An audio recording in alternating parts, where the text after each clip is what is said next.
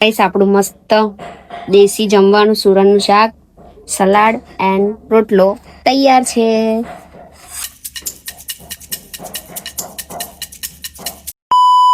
Hello guys, welcome back to my new blog. So guys કેમ છો? મજામાં? તો ગાઈસ અત્યારે અમે બનાવીએ છીએ સુરણનું શાક. જો સુરણ બતાવું, સુરણ આવી ગયું છે આપણી ઘેર. હવે એને સાફ કરવાનું છે. તો ગાઈસ સુરણ સમારવાનું છે અને ત્યાં પછી તમને હું મારા મમ્મીના હાથની રેસીપી આજે બતાવવાનું છું. સુરણની સબ્જી એકદમ મસ્ત તીખી તીખી મસાલાદાર સુરણની સબ્જી. તો બ્લોગમાં બન્યા રહેજો. પહેલાં બધું પ્રિપરેશન કરી નાખીએ અમે, પછી તમને હું બતાવું રેસીપી સ્ટાર્ટ થાય એટલે. છે મારી મમ્મી અને આ છે સુરણનો ગોઠિયો. અલી આ ડુંગળી આ કેમ છૂટું પાડી દીધું બધું? ચલો પહેલાં ડુંગળી પીસી દઈએ. આમાં મમ્મી આદુ લસણ ને આદુ લસણ વાટ્યું છે. પહેલાં સુરણ સાફ કરી દેવાનું છે. સૌથી પહેલાં બધું અમે તૈયાર કરી દઈએ મિત્રો, પછી તમને હું રેસીપી બતાવું એકદમ દેશી સ્ટાઇલમાં સુરણની સબ્જી.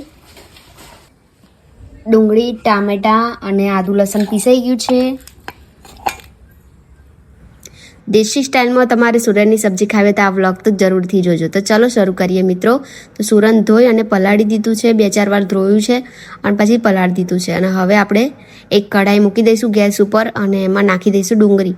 તો ડુંગળીને સારી રીતે શેકાવા દેવાની છે. પહેલાં તેલ નથી પાડવાનું, આમાં તેલ પછી પાડવાનું છે. તો પહેલાં તેલ વગર શેકી દેવાની છે ડુંગળીને. અને ડુંગળી સારી રીતે બ્રાઉન થઈ જાય ને પછી આમાં આપણે તેલ નાખશું. તો જો મિત્રો ડુંગળી શેકાવા મૂકી દીધી છે અને હવે એમાં તેલ નાખશું આપણે. તો ડુંગળી સારી રીતે શેકાઈ ગઈ છે અને હવે તેલ નાખશું. તેલ એડ કરી દીધું છે આપણે અને તેલને બરાબર ગરમ થાય, તેલમાં બરાબર સતળાઈ જાય ડુંગળી, પછી એમાં બીજા મસાલા આપણે એડ કરશું મિત્રો.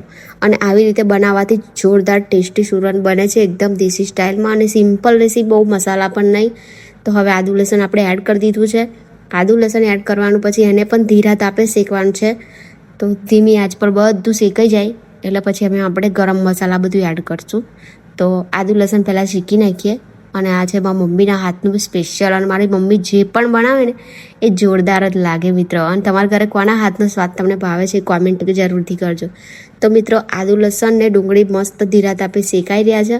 પછી હવે આપણે એમાં મસાલા એડ કરશું. તો કયા મસાલા જોઈ લઈએ આપણે. મીઠું છે એમાં, ધાણા પાવડર, ગરમ મસાલો અને હળદર અને મરચું એટલું આપણે નાખી દેવાનું છે આમાં. તો જો એડ કરી દીધું છે મમ્મીએ. સૂકા મસાલા નાખી દઈએ એટલે એને છે ને ધીરા તાપે શેકવાના છે.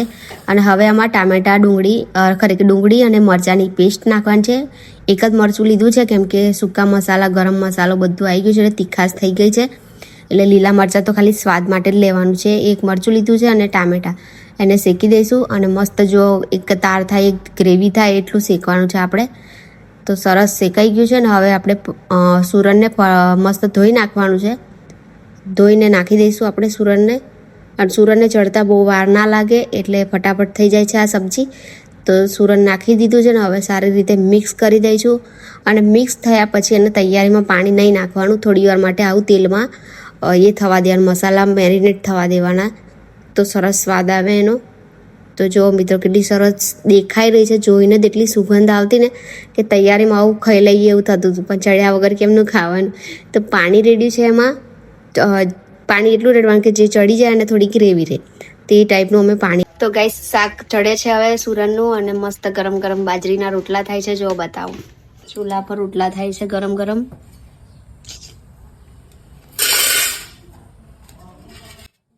રોટલો બનાવવાનું શીખી લો.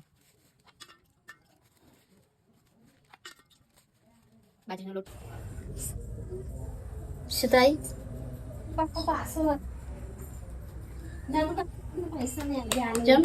કોને કોને સુરણનું શાક ભાવે છે જલ્દીથી કોમેન્ટ કરજો. અને બીજી કઈ સબ્જી અમે બનાવીએ એ પણ કોમેન્ટ કરજો. બધાની ફેવરેટ સબ્જી અમે વિડીયો લાવીશું મસ્ત અમારી સ્ટાઇલમાં, તો એ પણ કોમેન્ટ કરજો મિત્રો. જો મસ્ત બાજરીના રોટલા થાય છે. ચૂલો પણ તપી ગયો છે કલાડું. મસ્ત લે